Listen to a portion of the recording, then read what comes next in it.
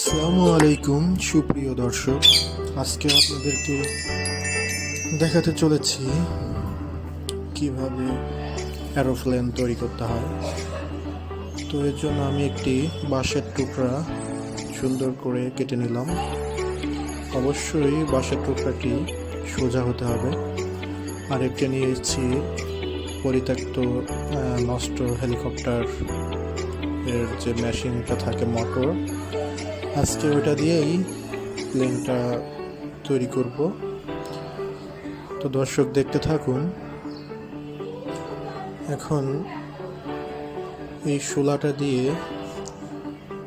এর যে প্লেনের যে স্ট্রাকচার এটা তৈরি করতে হবে। প্লেনের উপরে যেটা ভর দিয়ে আসলে বাতাসে উড়ে, তো সেইটা হচ্ছে এই শোলা দিয়ে তৈরি করব প্লেনের ডানা। তো এর জন্য আমি প্রথমে বাঁশের টুকরাটা সুন্দর করে মোটরের সঙ্গে বেঁধে নিয়েছি। তারপরে এটার একটি যে ভারসাম্য, তো সেই দিকটা ইয়ে করে আমরা ওই যে প্রথমে দেখালাম